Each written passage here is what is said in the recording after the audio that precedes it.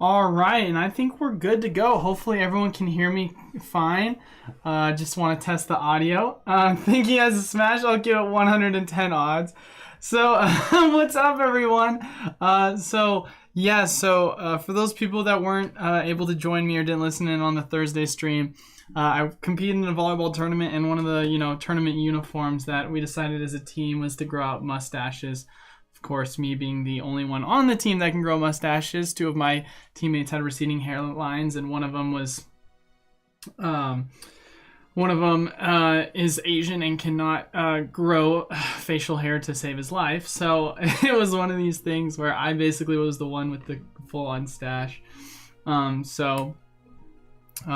then obviously I wanted to see what you guys thought about it on Monday. I saw a very resounding amount of positivity about it, but obviously I wanted to wait until the live stream today before I decided whether or not I wanted to shave it.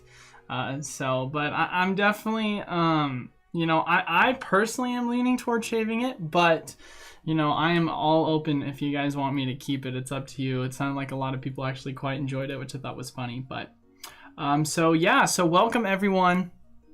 Shout out to all the regulars that are already here. We do our live streams Tuesdays and Thursdays, somewhere typically in between 12 to 1. I do apologize. It's not really a set schedule. Sometimes I'm exactly on time at 12. Sometimes it's 12:30. Sometimes it's closer to 1. I do apologize.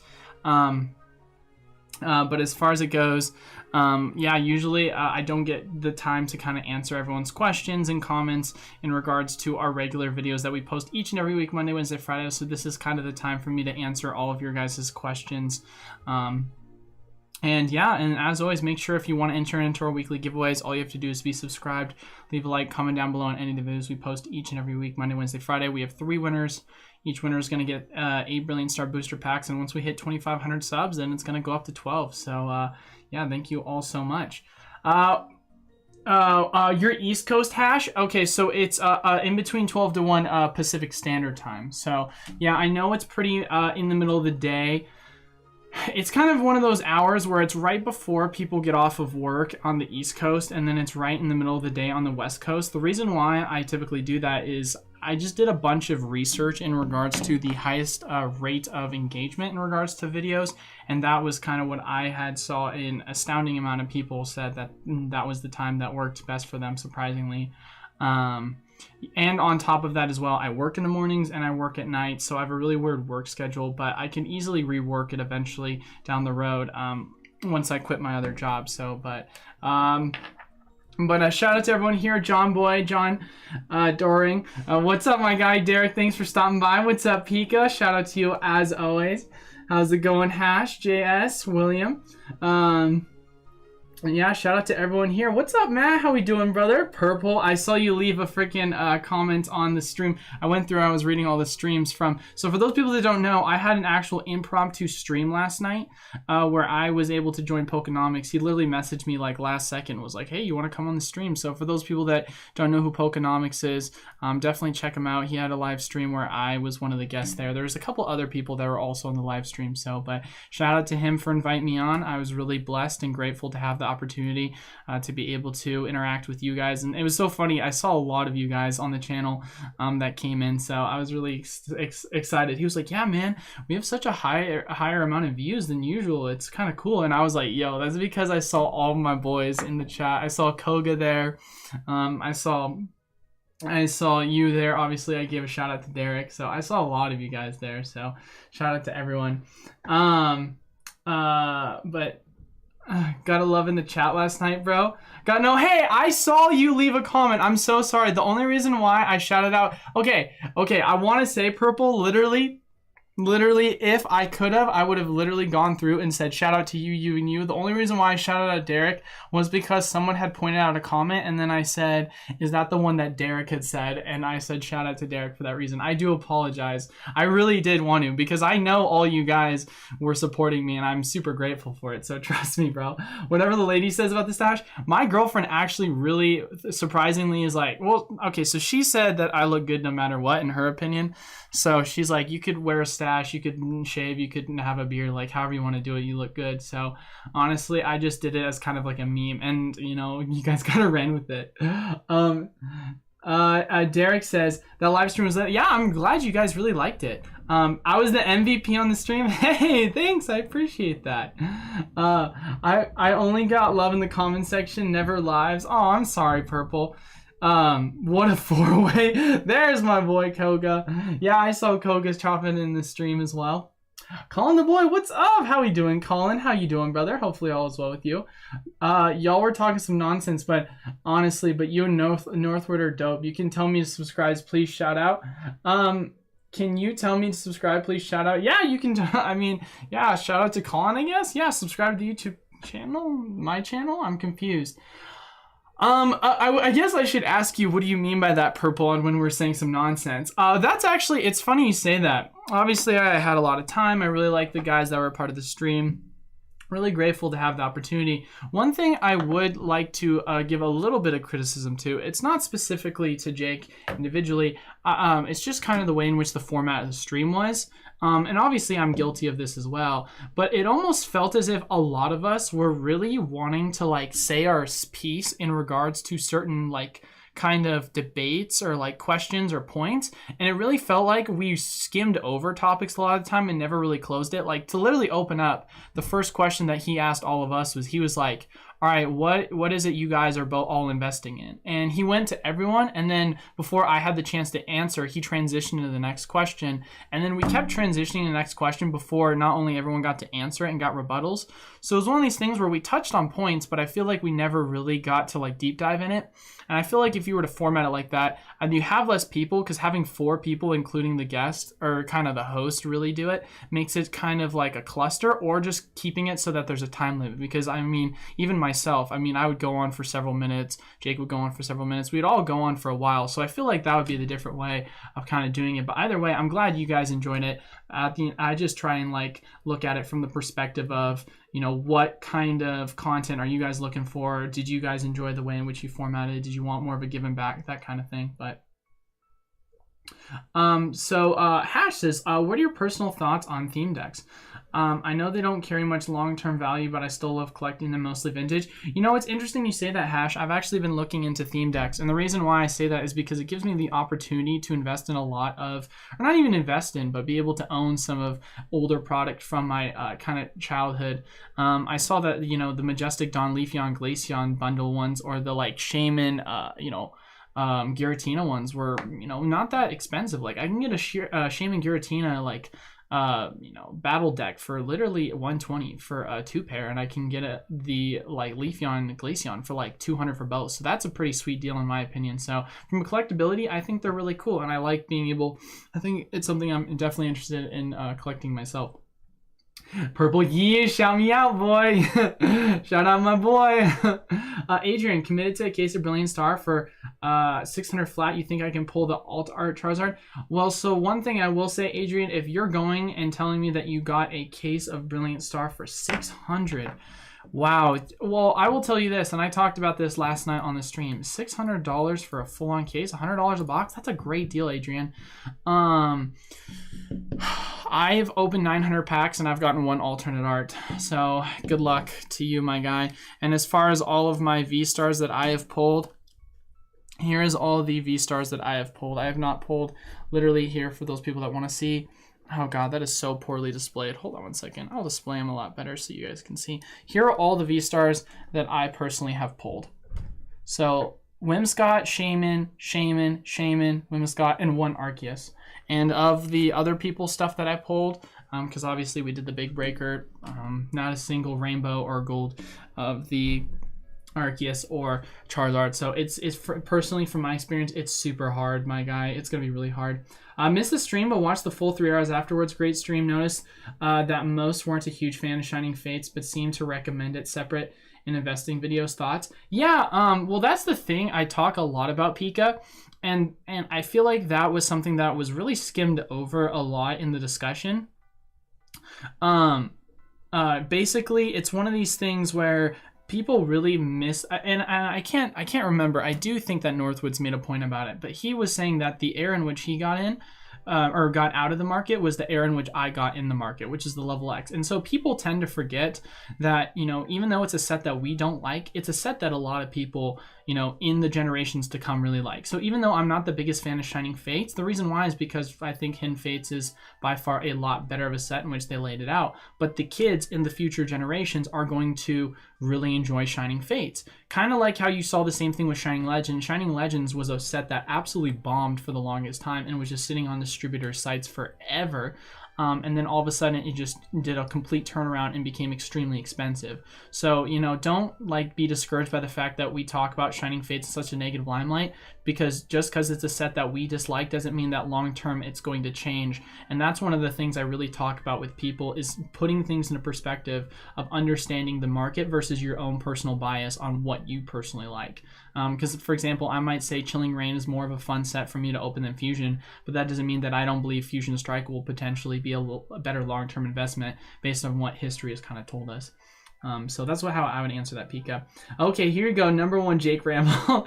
Hey man, I mean, I know he's like that, but I'm not going to be hard on him about it. I mean, he's a really cool guy, and I'm really blessed and humbled to be able to have the opportunity to be on his channel, and he's aware of that too as well. It's, you know, whether he's trying to work on it or not, he still brings great content. So I completely understand though where you're coming from on that one, Purple. There wasn't much of a structure, but you guys did talk about some good stuff. Yeah, no, 100%. I would definitely agree with that one. Koga. Purple and Koga combined, Kirkle. 2, I've been on Pokemon Slimes for 2 years now. His opinions are very, I don't know, like so neutral that they're kind of pointless, you know. I know what you're saying on that, Purple. That's one of the things I found very discouraging about the chat last night, is every time I try and made a point, they always made the same exact counter argument about what I said, which was, we don't know the future. And we don't know if it's going to be the same, you know, in 2017 like it's going to be in, you know, 2025. We don't know if 2020 is going to be the same as 2030. And it was really discouraging to me, because I feel like when you're having an argument, obviously I couldn't rebuttal this because we were only on so much time between all of us before we moved topics. But kind of to give that counter argument here, you can't really just go off and say we don't know how the future is, because that's a counter argument to literally every single argument that you're ever going to make. You know, like if you're telling me right now, first and foremost, that you're not going to go off of the history of what we've seen in the past and take in the variables that we know, and you're always going to just say, hey, we're not going to calculate that into the equation, and we're just going to say you never know. And maybe they're saying that because they are trying to take that neutral approach because they don't want to be hyper bullish, and I can very much understand that. And you know, that'll be for a different discussion, because we're going to have Northwoods on Thursday, and then of course, you know, I'd love to have Jake on the channel, or Nostalgia on the channel at a different point. But as far as it goes, yeah, I definitely understand what you mean by that kind of neutral argument.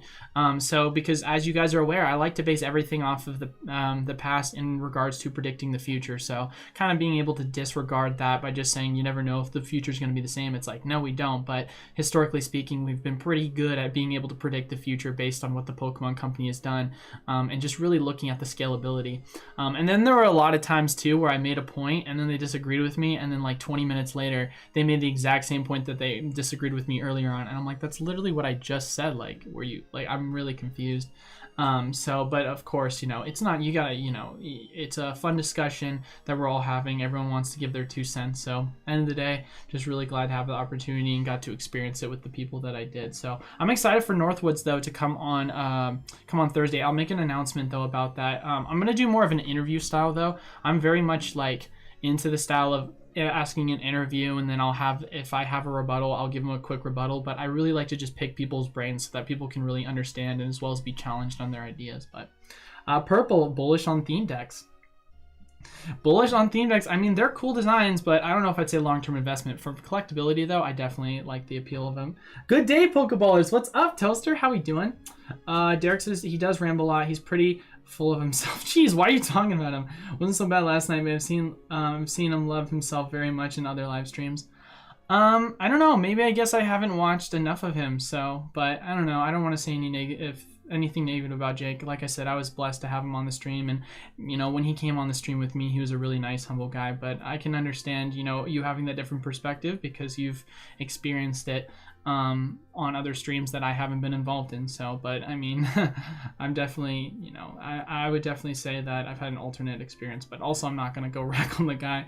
So I had a great time with him, and then we talked afterwards as well, and I really enjoyed having conversations with him and the other two. But oh my god, I didn't know how bad the pull rates are. Adrian, they're kind of suppressed in my personal opinion, based on a lot of people being misguided with the character arts. And the character rares. I think that a lot of people get the misconception that because you get the character rares, that all of a sudden that you're going to get a ton of pulls, but they're just kind of made up for it.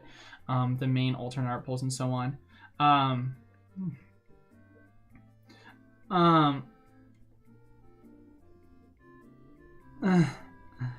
Oh my god, Purple says, can we not start all discussions with this is not an investment, invest in stocks and real estate? Yeah, I know. I mean, I did a full breakdown video, and I can try and compare it. I wonder if I can pull it up actually on my YouTube channel. We can try and see. But I made a video a very long time ago, where the full video that I did, let's see how long ago it was. But I made a video not that long ago, like several months ago, where it was straight up me talking about how the Pokemon, and we did a full breakdown and comparing it to other, you know, whether it be cryptocurrencies and stocks. Oh god, I wonder if I can find it. I don't think it's here, maybe. I'll have to try and see if I can find it, but for those people that do watch my content, I've gone through and watched it. I do remember I made a video not that long ago, basically, where I did a full-on breakdown and said, you know, there's an argument that people were trying to rebuttal that Pokemon cards, you know, historically have not been the best long-term investment. But, you know, when taking things into consideration, you have to understand print runs, you know, like, because time in, time out, because, like, one of the things that, like, for example, that Northwood was saying, and he was having a discussion about how, like, Evolving Skies for a while had been sitting and sitting and sitting, and obviously if you had sat on it for several years, then, you know, you would have had to just play the game of, you know, holding this product. But of course, if you did end up holding, then you made an absolute massive kind of return. So it's not like it's a year over year kind of thing. So that's one thing you have to consider when looking at averages 3 to 5 years. And that's what I always tell people. But one thing I will tell you is if you do catch a reprint right before it goes out of print, then that's going to be more than likely your quickest turnaround time than, let's say, if there's a set that was very low demand, such as Battle Styles, and then it just keeps getting reprinted before it's even close to it going out of rotation. So, because it's not going to get rotated out until 2023. So just a lot of things to really consider with that. But yeah, no, because you can take in these variables, but if you look at one-to-one comparisons, I mean, you know, majority of the time Pokemon product has historically performed a lot better, and has outpaced the rate of inflation on top of, you know, typical stocks and so on and so forth. So, and the funny thing is too, is we're talking about even like when you're doing full on these comparisons, you're talking about comparing it to Apple, Amazon, Tesla, and all these really good performing stocks. Well, we're not, that's like, okay, if you invested in those ones, understandably, but what if you did go into an index fund or a mutual fund where you're going to have a lot lower of a rate of return year over year? Like, you're saying to yourself 7 to 12% is considered a really good return. Well, guess what? There's no guarantee on the stock market you're going to get 7 to 12% each year. That's considered to be really good. And even if you did that, you know, the Pokemon is still going to outpace that. So it's unfair to individually kind of target stocks, specifically speaking, as you know, comparatively, where you can look at a broad amount of Pokemon product and point to so many more that would perform better than the top performing stocks. And not to mention the fact of the matter is, speculatively speaking, you would have had a lot higher of a hit rate just blindly investing in Pokemon product, knowing the general market, than you would have investing in just a general stock that you had no sort of kind of direction of. Which kind of bear is best, brown bear or black bear? All I can tell you is that bears beat Battlestar Galactica, John. False. Black bear. Where are you finding BS for 600? Yeah, that's a great price point. Shout out to you, man. Like, can we just talk more transparently? I get that. I mean, I can definitely get that, Purple. I mean, you guys know where my stance is. I try to be very open. I try to be transparent, but also at the same time, I also try to breed a very healthy environment where, you know, we're all making sure that if we are giving criticism of one another, it's very constructive and it's very, you know, not hateful criticism, because that's not constructive. You know what I mean? So, but I definitely understand that, because there are a lot of people that get afraid of stepping on other people's toes. So, and you know, if I take the heat, I take the heat for it. So, but at the same time, it's like I try to be very careful with my words at the same time. So, because even though I, you know, say things that are very, you know, blatantly, you know, controversial for some people, the way in which I go about it, I'm very eloquent when it comes to my words, and I always make sure that I back everything with facts. So it becomes very hard for a lot of people to refute my statements. I 100% agree with you. Yeah, no, if they lose it on their own stuff, then that's just them. People need to understand we're not financial advisors. It's not financial advice. I said that at the end of the video as kind of a meme, but yeah, no, straight up. People got to be able to hold their own responsibility in regards to investing in cards themselves. Hittis, I love you too, Hittis. You guys never acknowledged the chat unless it was someone with like 1K. Please subscribe. Real talk. Purple. It's funny you say that. I wasn't obviously in charge of the chat. You guys know how I do it. I go through and I burn through all the questions with you guys. So it's his chat, it's his stream, and I am just gonna kind of just be respectful to him as the host and let him kind of pick out the stuff. But as you're aware, I've literally been going through and burning through the questions, but that's just because I do it completely different. And so I'm going to be respectful as much as I can while I'm on his stream. So what's up, Blockchain? How we doing, brother? Where's your PFP, bro? LOL, got a rep. Yes, that too. I noticed you making points and then I'm saying that the same later. Yeah, no. I mean, that's the thing, man. You choose your battles. What are your thoughts on Hidden Fates, future prices, and possible reprints? Highly doubt there's going to be a reprint on Engage. It's part of the Sun and Moon era. Even though it's in the back end and it's a specialty set, it just makes it so that it's very difficult for me to really predict it as a future set that is potentially going to be reprinted. The only thing I can say, personally speaking, is that I do think it will do really well long term. I do think it's going to be a strong performing set.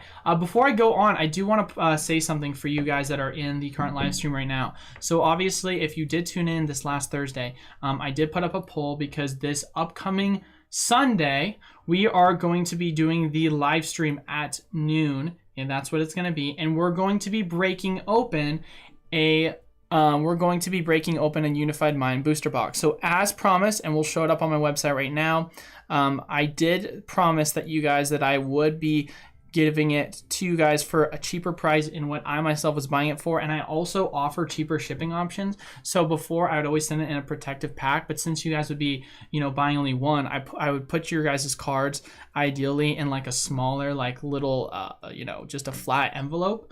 So it'd be more affordable. You guys would only have to pay $1 to $2 shipping instead of $4 to $5. But yeah, just listen on the site. So for those people that are interested, we still have about 2/3 of the booster box left. Any packs that, you know, go unsold before the day of, I'm just going to leave them open for those people that want to purchase some more. And then if there's any just extra, then I will open it, because I still want to open the main booster box, because initially it was just me opening the box, but I know a lot of you guys really wanted to partake in the break. So just letting you guys know that is available now on the site for $9 a piece, which I think the market price for these is around, you know, $11 or $12. So you're getting it a couple dollars under market price. As always, you spend more than $100, you do get free shipping. But I mean, shipping in and of itself is, you know, it's going to be pretty affordable either way. So, but the price of the booster box itself, I'm charging you guys $324 if you to buy the whole thing. I myself bought it for $340. So I'm losing $25 off the gate and hoping to make up that money off of the bulk. But just thought I'd be transparent fully with that with you guys. And then, yeah, just let everyone know who's on the stream right now if you want to come and support the channel. So we're going to try and do that as an every week thing. So the following week after this upcoming Sunday, I won't be. I'm actually going to be out of town. I'm going to be out of town in... actually, will I be able to make it? Wait, now that I think about it, when is the upcoming Sunday? So the upcoming Sunday is the 10th. No, I will be able to make it. So that is a complete lie.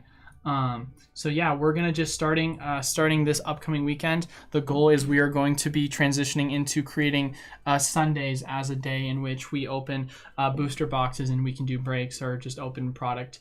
Just because I think it would be cool to add some extra content to the channel. I can always ask questions, or you guys can always ask questions along the way as well. Everyone has their opinion. No one knows the future. No need to counter argue everything. That's how I felt about. Yeah, no, 100% agree with you, Hittis. 100% agree.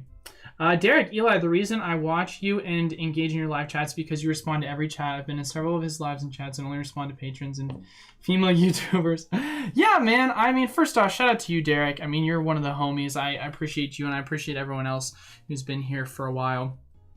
So I always try and do my best to, you know, respond to everyone's questions. No matter how many times I've had people ask me the same old question, I'm always going to answer the question, and whether it be quickly or not quickly, I'm always going to do it in the best way I can, because I appreciate each and every one of you guys. Like, seriously, the amount of times I always point out your guys' names and say how much I truly, you know, support you guys, because I wouldn't be able to do this without you. So I always try to be as respectful as possible, and I always try to let you guys know how much you truly mean to me, because I do mean that, you know. But yeah, I'd be stunned. 100% agree with that, Purple, if we had another reprint for Hidden Fates. At the end of the day, I hope individuals consider risk themselves. 100% agree, Pika. To me, collectibles look great addition and investment portfolio. 100%. Hey man, not sure if you answered this before. Forgive me. You're all good, brother. Do you think Champion's Path will be reprinted? Want to pick up a few. So I've actually had people ask me this question, not on today's stream, but I have no problem going over it, like I just said. So as far as it goes, it is still one of the sets that is open possibility to being reprinted, because it will go out of rotation. However, in my personal opinion, I think it's very unlikely, because it is not a competitively viable set. I mean, sure, you can say it does have the Marnie in it, but I highly doubt they're reprinted. However, if you're talking about whether you should pick it up now or wait, I would say personally wait until August, once we do have the official tournaments, because then it will go out of rotation, and then I feel very confident saying it won't get a reprint. So I would wait. Hypothetically, they could have a reprint that they throw in us last second. You know, you never know. We kind of got all these ETB reprints thrown at us last second. So I would just say be patient with that, and yeah, and then just wait until after Worlds, and then I would start picking it up. And if they get a reprint before that, then awesome. I'm glad to be wrong about that, but like I said, nothing's 100%. I was considering the Champion's Path Rainbows art, honestly, because I don't think there will be a reprint for Champion's Path. Yeah, I mean, honestly, the price has started to go up quite a bit. I mean, the Shiny V one's super cheap, so, but yeah, I mean, I don't think it's the worst pickup if you're trying to just add it to your collection, for sure. Look at AutoZone and Domino stock all-time charts. Interesting. I'll have to take a look. Oh, I see what you're saying, Augusta. We'll take a look at that, actually. I feel like I know where you're going with this argument. Domino stock chart. So if we take a look at the overall max year on the chart, you say yourself you got in at, we'll make the argument saying 2016 at 133, and then you got in, oh my Jesus loves me, holy downtrend. Yikes, if this doesn't say bearish, I don't know what does. Whoo, a sheesh. Yeah, I mean, you're talking, I mean, your returns you're going to get is a 4x return, so most of these, you know, Sun and Moon era products did perform better. But, I mean, goodness gracious, that is a, holy moly, what's the year? Is this on the, hold on, what is this? Let's look on the 1 year. Let's look on the 1 year chart. Oh my goodness gracious. If that's a double top formation, I don't know what it is. Okay, so look at this. Here's your low. Here's your high. And your prior low was 470. It goes slightly below, makes a slightly lower low. Then it goes up, hits that 564, makes another high, and then just crashes and makes another lower low. And then it's making lower highs along the way. Domino's extremely bearish. Oh my goodness gracious, Augusta. Good point out for that one. For me, I just invest in Pokemon because it. I think honestly, before I go into what Koga said, I think a reason for this, and I could be wrong. I mean, obviously, market really has been taking a hit this year because of a lot of variables. So I feel like that's a huge contributor. But yeah, I mean, the pandemic also probably helped them out a lot because of everyone being at home. But for me, I invest in Pokemon because it's a fun hobby and can make me money. That's really all there is to it. 100% agree, Koga. What's up with Thous? What do you mean by Thous? Yo, nice mustache. Thank you, St. Gil. I appreciate you for that, brother.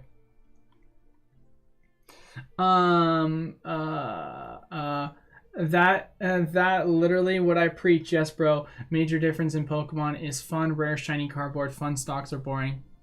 It's true. It's way more fun to invest in Pokemon than cardboard. Lee, I feel like Pokemon is easier to win in because you can buy the stock for 10 to 20% below market if you're active enough and looking for deals. 100% agree. Yeah, I think a good point that actually Jake did make in yesterday's video when talking about Pokemon flipping versus day trading. Day trading's not the same thing because you can't really typically get it under those large percentage points, especially when you're talking MSRP to wholesale.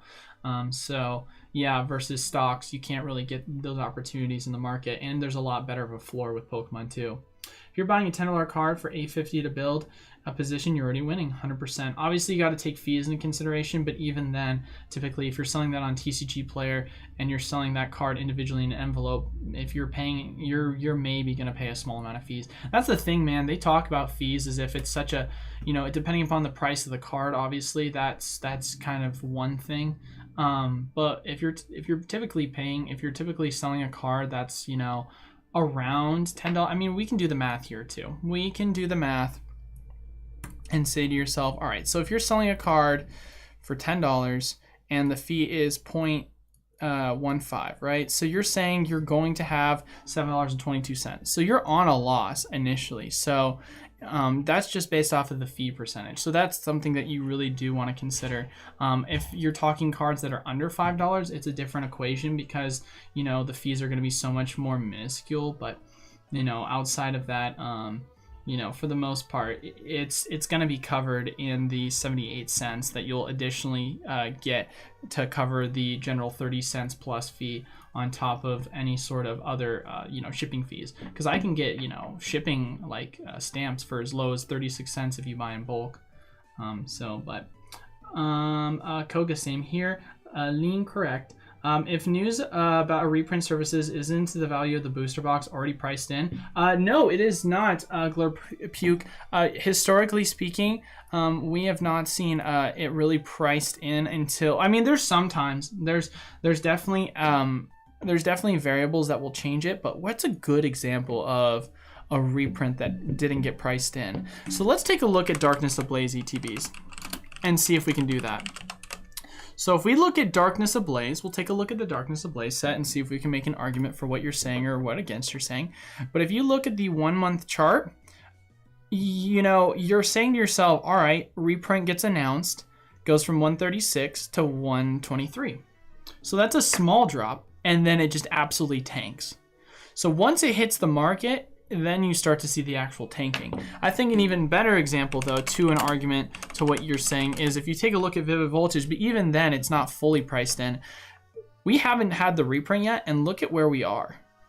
High of 100, and it's sitting at 72. So you're seeing a large amount of panic. That's a 30% drop. That's no joke of a drop, but it's not priced in yet because it will go, in my personal opinion, down to as low as $40 to $50 per Vivid Voltage, which for those people as well that want to check it out on my channel or my site, I am selling Darkness Ablaze ETBs for the price point of $40. So literally MSRP price. Just wanted to kind of let you guys know if you are interested in that. What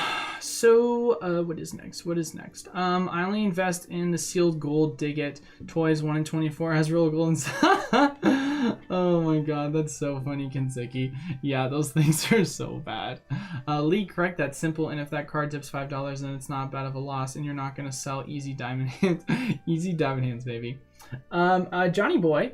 What were you thinking in the past versus future generations talk last night in holding and adding fans? What were you thinking in the past? I guess in the past versus future generations talk last night in holding and adding fans. I see what you're saying. Basically, the argument that I was making is if historically talking, and we can go to Google Trends chart because this is the chart that I love to show. Wow, is that goggle? Is that what this says? Yep, Google Trends is a perfect example because Google Trends is a demand chart. I know it's not like, oh, it's a traditional chart, but it is a chart that does show the demand of certain keyword terms over time. If we take a look at the 2004 to present and we look at the overall chart, 2004 obviously being really when you started to see kind of a decline in the Pokemon market, in my personal opinion, or you could really make an argument saying back in 2007 right before the economic crash. But if you look at demand for the market, you really start to see it kind of top out 2006. Then it had a really bad dead period. And honestly, in my personal opinion, I think you had this dead period predominantly because of the stock market crash. So you can't really take that as a variable. Then over the long period of time, it did make a higher high, or sorry, it did make a higher low, transitioned, and then it finally once again went to retest the high. It retested it, made a little bit of a higher low, and then boom, what do you know, we got the Pokemon Go kind of bubble. And you see this explosive amount of growth in demand over time. Then you see, of course, a full-on retracement of that bubble. Everything kind of, went to poop. Then you see what's happening right now, where you did see a large amount of retrace, and then once again, you see an explosion in interest over time in demand, and now we're making lower highs and lower lows. So it's one of these things where it's like, when you're talking about it, the peak right here is 26, the peak right here is 57, the peak right here is 100. And over time, this chart is just going to get bigger and bigger, and the scalability for this in overall demand will just increase. So what you're doing is just seeing a scalability of demand over time that's always going to be calculated in. And what's interesting too is the only argument to say, okay, why did it take so long, from 2000, and we'll say from the top, 2007 all the way until realistically, if you want to say it's a retest, 2014, why did it take so many years? It's because of the market getting absolutely wrecked. Retail is going to get hit the hardest in regards to overall demand when you are seeing stocks like that and being in recovery. So, and then having, a full-on recovery of the market and kind of a boom in 2016, and then you started to follow that up with, Pokemon Go and Evolutions coming out, really brought a lot of people into the market, and a lot of product really started to gain steam and momentum. Because you saw the price of the Charizard first edition go from several $1,000s all the way up to $40,000, first edition Shadowless Charizard PSA 10, and then from its high to current high, it did gain another 10x. So that's the thing people don't like to consider, is when you take a look at, and we can even show this up on PokeMarketCap because they do have a lot of real good data. Shout out to them. I usually use them for long-term and then short-term Pokedata.io. But if we take a look at the Charizard First Edition Holo, right, and we're just going to go historically speaking when talking about the PSA 10 value over time. If we do take a look at the general chart history, obviously we can't really see it prior to 2016. You'll just have to take my word on it. But where there was a sale where at its lowest point, it did sell for around $6,000. But realistically, we do know that at its high back in 2018, before the bubble really popped, it did go up to $40,000. So it went up to $40,000, then it started to decline in value. And then all of a sudden, bada boom, bada bing, it really started to increase value. So, people can say in the, the period of time in which it took for it really to get that growth, it was not one of these things where it just was like, oh, it hit 3,000 and then boom, exponential growth. People always want to calculate it based on the bottom, but you want to really calculate based off of prior high to new high. So from prior high 40,000 all the way up to that 400,000, that's a 10x return. That's a great return, don't get me wrong, but when you're trying to calculate in $3,000, $4,000 at the low, which you could easily calculate this in if you want, but it's one of those things where it's just nice to really consider that variable when looking at the overall, historical demand, because it's not like the Pokemon card itself was at a measly, $1,000, $2,000 back in 2018. Like, no, this card went up to $40,000 because the demand started to pick up. So that's something that a lot of people just always forget about, as in oh, we had a huge explosion, but we also had a huge explosion in 2017. So this is just going to be a different level of explosion because we have a higher amount of people in the market, and we're going to have less and less people leaving the market over time, because just a general scalability graph of demand over time is pretty easy to be able to predict the future of these things, as long as you have a healthy market and there's no catalysts that really play a factor into demand going down. Hopefully that answers it. So sorry, that was such a large, that took a lot of time, but Hash says, am I the only one alarmed that the rate of Eli's mustache grows? Seriously, that's so funny. Oh my goodness gracious. Like I said, man, volleyball tournament. But yo, Pokemon, you're a cool man. Seriously, I can see that you're a genuine man. Thanks for being a voice in Pokemon. I really appreciate that, Purple. Shout out to you, man. Seriously, thank you so much for being so supportive of the channel. I really appreciate that. Can't wait to feed my Pokemon opening addiction. I mean investment. Goga. Hey man, we're all guilty of it. I myself. There's been really nights where I've just sat down and just been like, I'm just gonna open a couple booster boxes because why not? Yeah, I literally haven't cracked anything at all, but I wanna break some AR. Hey man, be patient. There will be a reprint. Pack break, yes sir. Yes, sir, Mr. Hash. Yeah, once again, if you guys are interested, for those people that are just joining the stream, as promised, Unified Minds packs, I'm selling these for literally less than what I was buying them for, so I'm losing money selling these in the hopes that we will try and get more people involved in the break on this upcoming Sunday at 12 p.m. Pacific Standard Time. So, and the cheapest option for shipping is $1. So, and that'll just be shipped typically in your just standard flat envelope, but. Yeah, so just hopefully we can get some more people in that. Eli, what's up? How are you doing, Dan? Hopefully all is well with you, brother. Pika Pika. Hey, is Poke Chloe joining from the GB? Pokey Chloe. Oh my god, what's up, Pokey Chloe? Oh my god, I didn't see that she was in the chat. Shout out to you. Oh my god, that's so funny. I didn't realize she was in the chat. What's up? Yo, that's so cool. Welcome to the chat. Thanks for stopping by. Dan says, great chat last night with Jake and the boys. Thoroughly enjoyed it. Yeah, thanks for stopping by, brother. I'm really stoked that you were able to make it. Yeah, like I said, I really appreciate Jake for giving me the opportunity and was excited to, be able to have a conversation with him. But yeah, I would love to have some more people on the chat sometime soon. I'm going to try starting to message and reach out to people. I don't know if Chloe's still in the chat, but if you're ever interested on coming on, I like to do these live streams Tuesdays and Thursdays if there's another day that works best for you. But I want to kind of do a little bit of a sit-down style interview and would love to kind of pick your brain if that's something you're interested in. So I thought I'd specifically shout you out since you are here in the chat, hopefully listening still. Shout out to my boy Latios King. That looks disgusting. Shout out to my boy Brooks Collection. P Purple, you dropping facts too, bro.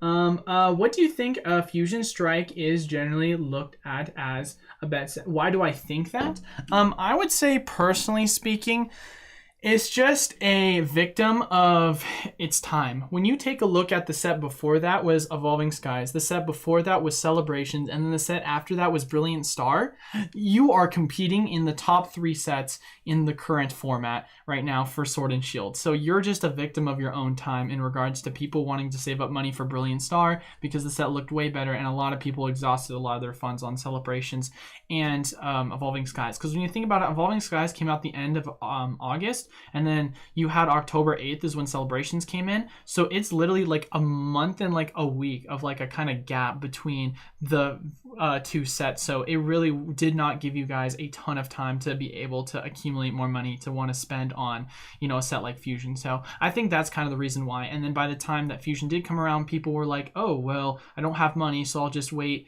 before I decide to get in. And then you saw the announcement for Brilliant Star, and then Brilliant Star prices or pre-orders, started to really go through the roof right before because people realized how amazing of the set it was. Alex, hey, how's it going, Alex? How you doing, brother? Hey, Eli, was wondering how often shipments go out from your website. That's a great question. So obviously we have the 3 to 5 day shipping, and we have the 7 to 9 day shipping. So if I'm doing the 3 to 5 day, typically what I will do is if someone placed the order, usually I'll get to it and create a shipping label within either the day of or the day following, just so I can try and get it out right away as quickly as possible. And then I do use a USPS priority mail, which is 1 to 3 day, is what they say guaranteed. So usually gives me a time window to kind of package that up if I am super busy that day. But if you aren't using that, the standard 7 to 9 day, then usually at the end of the week, I will ship everything out all together. So, typically you're saying 5 days of me processing everyone's packages and then shipping everything out all together. So, because it's a lot more convenient than if I'm having to go to the post office every single day, unless someone's paying for that priority. So, because I'm super swamped all the time with work. Because I I have a second job other than this, and then even then I'm putting a lot of time into this because other than owning the business and running the website and doing the live streams and recording the videos, I also do TCG Player, and I have to sort through inventory and all these other things as well on top of my other job, and also trying to train for volleyball. So because I am trying to see about going pro, that's the dream. But Fusion Strike Bullets, it's a great set. Yeah, like I said, underrated, man.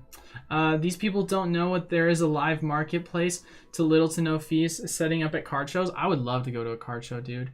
That would be so cool. I didn't have the opportunity, obviously, last year because of COVID, but also for trading Pokemon products, you don't get charged income tax unless it's over a certain amount. 100% agree, bro. Oregon is great for that, Pika. 1000% agree, dude. Oregon has no sales tax. Gotta love it. My boy .da ETBs at 40 on the reprint. Yeah, dude. I'm like I said, man, leaving it up for you guys at MSRP. Would you rather invest in Darkness, Ablaze, or Vivid? Ooh, I would say probably Vivid. I did put Vivid in my ranking of the top 3 reprints because you got Shining Fates, then I said Vivid, and then I said Darkness, but they're so close to one another, and none of them's a bad pickup. Darkness obviously has a Charizard, so it's going to have that premium long term, but having the Amazing Rares and the Pikachu puts it slightly above. Not by much, but slightly. Oh, I want to see something disgusting. My friend brought an Attack on Titan's Wise booster and just got hosed with the reprint stick. Oh, dude, that's tough, man. Oh, that's so tough, my guy. Tic Tac, what's up, dude? Hey, thanks for making it. Are you still in Australia, brother? Hopefully you're not going to stay up too late. I appreciate you stopping by as always, though. I like VV better as a collector, but DA isn't older and ETB went up more over the long time. Yeah, I mean, I agree with you on that one, Pika. Hidis, I love Fusion Strike because of the Pokemon's inside. Although pull rates are very tough. Yeah, I had decent pull rates, but if I'm being honest, when it came to alternate arts, it was usually the Greedent or it was one of the other weaker ones like the Sandaconda. Really sad. Although the pull rates are very tough, my kids love Fusion Strike. Found a few sites selling Fusion Strike for 25 ETBs. I mean, for 25 ETBs, what do you mean by that? Are they selling ETBs for $25? I'd be careful of that because if that could be a scam, bro. Eli, the super chat button isn't popping up. I need to pay my Peaky Blinders tax. Let me see about that. Why is it not popping up? Let me actually check and see why we're having issues with that. Uh-oh, that's not good. Let me go back to General Studio. So I go to monetization, I go to supers. Oh, I don't have them turned on. I'm so sorry about that. Oh, they're enabled now. I do apologize. I just enabled them. Try now there, Mr. Derek. Shout out to you as always, brother. I appreciate the Peaky Blinders chat. Bro, I literally am so annoyed because I finished the season, obviously, as we last discussed. And straight up, I keep in my feed getting like recommended videos from season 6, and it hasn't come out in the States, and I'm not gonna, and I don't have a VPN to go watch it overseas. So I'm over here like just trying to hide the spoilers, and it's really making me upset because I want to make sure I don't ruin anything. Because you can really get, because bro, the amount of times you're on YouTube Shorts and you just get the Sigma male music over like anything Peaky Blinders, it's so often. Oh my gosh. Does anyone know which region of the country people are finding evolution ETPs? I've checked every Walmart in Rhode Island, didn't see a single one. I don't know. I don't know. That's a good question. I'll have to check my local Walmart. I haven't been there in a couple weeks, so I'll talk to the lady who's in charge of the Pokemon product. So because her and I are pretty chill. And I'll see if she has any insider information for me. But let me know if it works now, Derek. Shoot, I thought the stream wasn't gonna happen. A little, I'm late to the party. What's up, Spencer? Thanks for stopping by, brother. Hopefully all is well. Yeah, no, like I said, I apologize. Usually my stream starts anywhere between 12 and 1, so try and shoot for 12, but sometimes a little late because I do have a lot of other stuff I do every day. There was an X and Y Evo barcode at Wally World, but shelf was empty. Ooh, interesting. Yeah, like I said, I need to check that out. Don't see super chats. Yes, I think I just enabled them, so they should be available. Let me know. Eli, what's your opinion on team up? Looks like loose packs and booster boxes are still climbing, and the set's already so expensive. Do you think booster box can hit 1K by end of 2020?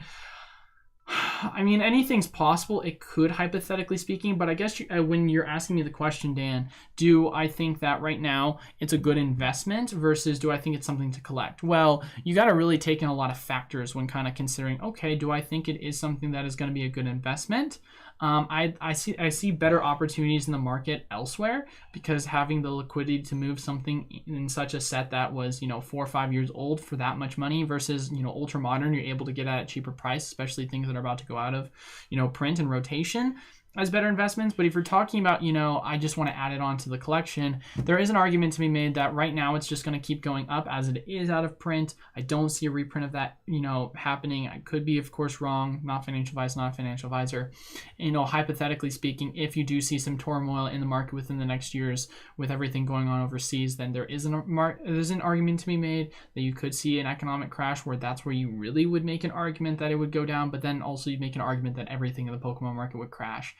So it really just depends how you want to gauge it. I do think that more or less at its current price is kind of what you're going to have to be paying for, because, I don't, necessarily see everything just crashing. I think we've seen a lot of the bloodshed kind of finish up. It's possible. I'm going to say never, because there's a lot of tension going on, and something could really just make crap hit the fan. So, but yeah, I would say you're probably going to want to, not to make you FOMO, but I would say prices are probably not going to go down anytime soon. Someone online said West New York found evolutions, I think. Interesting. Yeah, if anyone else has any kind of opinion on that, please let us know. I think the market will absorb all the product. It's the people looking for ETBs in 10 years. When there's hundreds of them is when the money is to be made. Well, that's the thing, man. Someone was talking about on the live stream last night, people are going to be hoarding product more.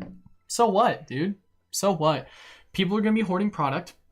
But also a lot of those people that aren't really into the market are going to be selling the product and not holding it long term because they truly don't believe in it.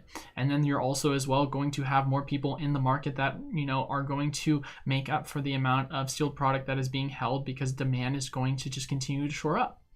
So that's just gonna, or not short, but increase over time. I mean, it's just a scalability, man. It's just a scalability chart of long-term growth over a 10 to 20 year period. So that's just the thing, man. Historically, it's just the same arguments we've heard over and over and over again.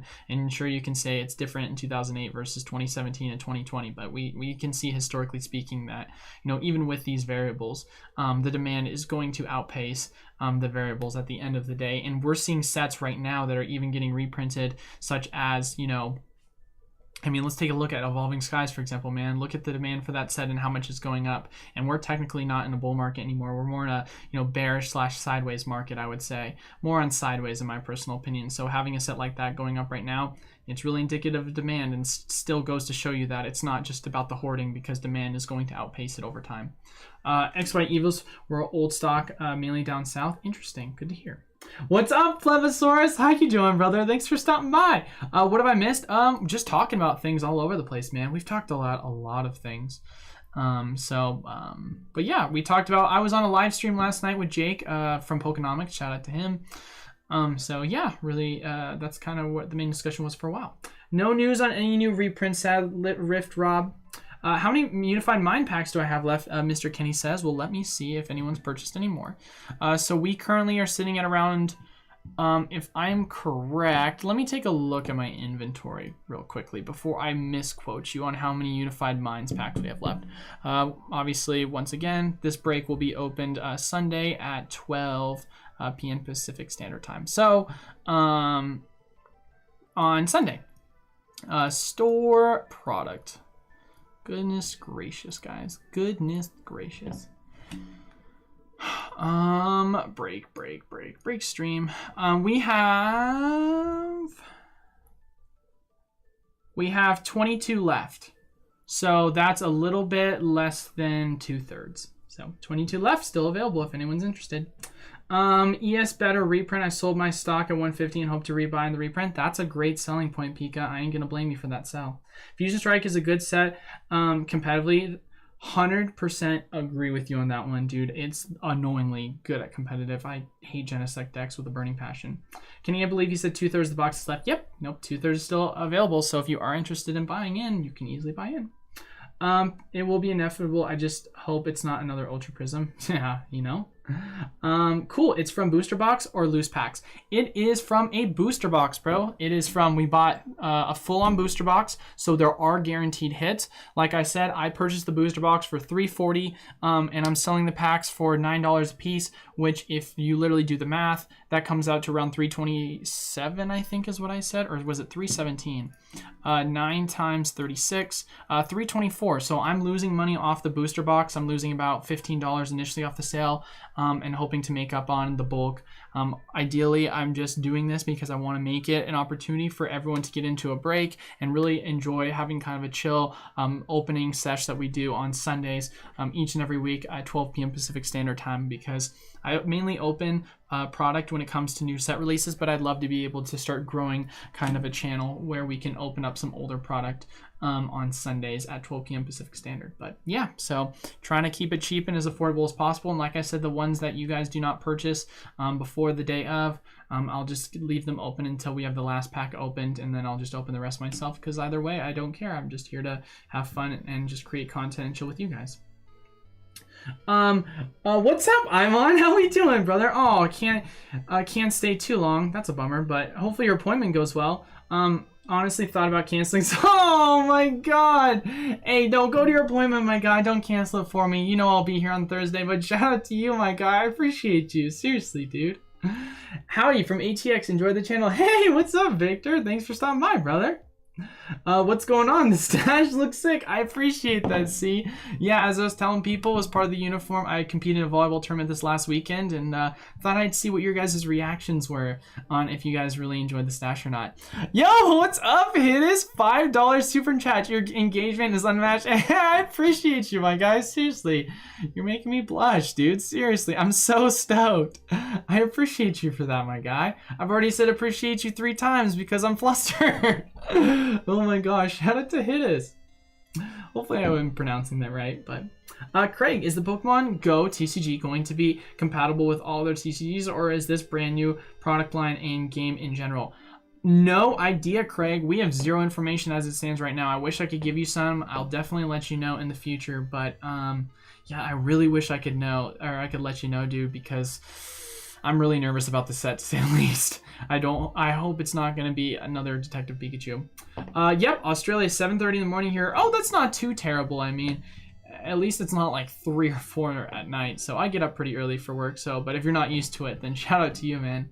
Would you rather buy 2 celebration chests for $50 or 1 celebration ETB? Celebrations. Oh, that's a hard one. So let's look at Shining Fates and see if we can make an argument for this. Or not Shining Fates, Shining Legends. You know, because I was actually looking at this not long ago. So we take a look at Shining Legends, and then you could do a comparison. So you do $335 for the booster boxes, right? And so if you're saying to yourself, you're buying them each for $50, what we'll say is just MSRP divided by 50. We'll say you're getting about a 6.7 return. If you're buying the collection chest for, I think I saw them, you know, you're saying off of just this price, we'll say as low as 180. We'll say 180 divided by 25. You actually are getting a slightly greater return. However, once you go, and I already did the math on eBay, so I'll just do it for you guys here. But I was able to find some of the Shining Legends chests for 140. You say 140 on, you say 140 divided by 25. That's about a 5.6 return versus 300. You're saying divided by 50. You're talking about a 6 return. So technically, Shining Legends slightly is outperforming the chest. However, one thing I will say is there is a lot cooler promos that you're seeing with the chests, and this is more likely to get a reprint. And by this, I'm comparing it to Celebrations. So hypothetically speaking, I think the chest will actually, and this might be, I might be wrong on this, this might be controversial, but I'd like to make an argument to say that there's a possibility these chests could perform better than the ETBs because the promos are really cool in them, because you have more packs that you're going to be getting in these for Celebrations on top of the standard packs. So I really do like the Celebrations collection packs. And $25, I mean, you're talking MSRP on both of them, so either way you're getting it at a good price point. Of course, I don't expect there to be a reprint for the ETBs or any of the other product, but if they are going to do reprints, ETBs are more likely to get a reprint. So hopefully that answers your question, but either way, they're not a bad pick. Hey, Pokemon, I lost $20 in my first PSA Wizard of the Coast flip. Do you have any tips on buying and selling Wizards of the Coast graded cards? Gotcha, graded cards. Okay, so that's a little bit trickier in regards to advice on that.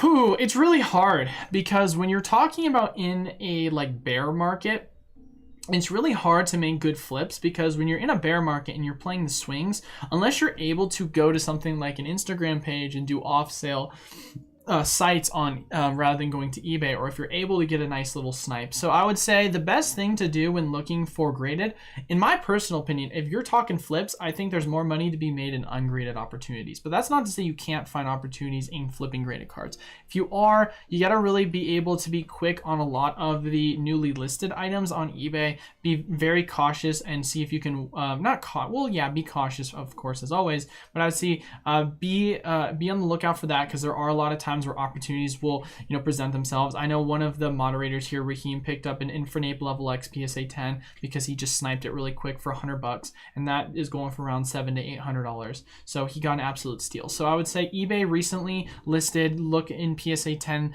for however condition or for whatever, or not condition, but for whatever area you're looking for. I'd say that's probably your best bet when it comes to snipes. You can try and go off on Instagram and you can try and see if you want to buy in bulk. I know a lot of places are willing to give you discounted prices if you do buy in bulk. Facebook groups also, you can typically find a lot of good deals there too.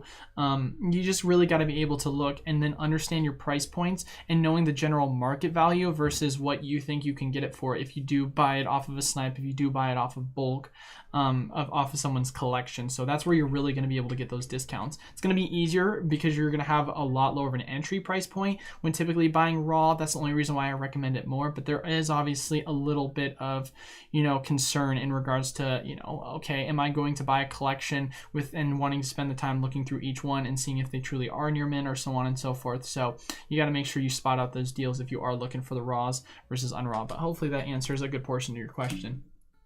Team Up was already 900 in the last peak. Yeah, no, Riffle definitely brings up a good point. Team Up did hit a really high price point. It never broke 1,000, but it did go all the way up to $900 if I'm correct. I mean, we can take a look and see what the chart shows. Yeah, it basically went up to 100. It's been technically on a sideways trend for the past month or two. I mean, look at this flat line of a chart. But if we really want to go and take a look and see what it's selling for on eBay, we can also look at the chart on eBay. So we can say Team Up booster box, the general price that we're seeing for the Team Up booster box on eBay. Let's take a look and see. This is Japan, 850. Yeah, so this is more of a higher premium, 825. I mean, these are more expensive. Yeah, I mean, 789, that's not bad for what we're seeing current prices. I mean, if you're going back to TCG Player, I mean, yeah, no, I mean, that's kind of it. 880.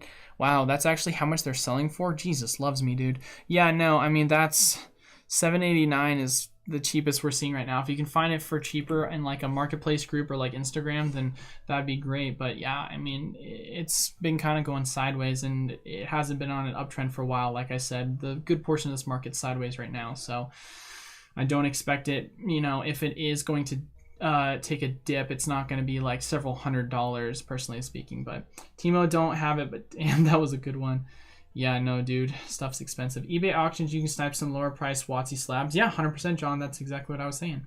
Exactly. People hoarding product is bullish. Yeah, long term, I mean, people hoarding product is something that you're going to see, in bear markets, and then bull markets is when they're going to sell a lot of them. And those people that, hoarded in bear markets and over leveraged themselves are going to be losing out because they're going to have over leveraged themselves and end up having to sell a lot of their products. So.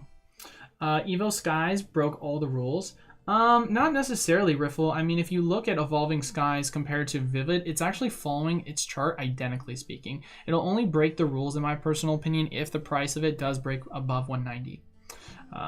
Thank you, sir. Yeah, of course, brother. Shout out once again to Hittis. I just got to his $5 super chat. Appreciate you as always, brother. Cool. David. Hello, David. Hello, friend. Love your work. Is there a website to check out price trends on PTCG items, like the different ETB prices over time? Yes. So if you're looking at, that's actually a hard one. So I do polkadata.io and then I use TCG Player. But the only problem I have with polkadata.io is they're such a newer site, even though they have really good database of information. They're such a newer site. So you're typically only able to see a year's worth of history. But if you're talking older than that, there's not really a site that I can think of off the top of my head. So if there's anyone in the chat that wants to give a recommendation to them, let them know. But that's usually, I use that typically, and then I do use TCG Player as well for any sort of history within the past year to year and a half. What is the best celebrations box to buy? Ooh, that's a hard one. Well, that is a hard one. I mean, I think you're gonna see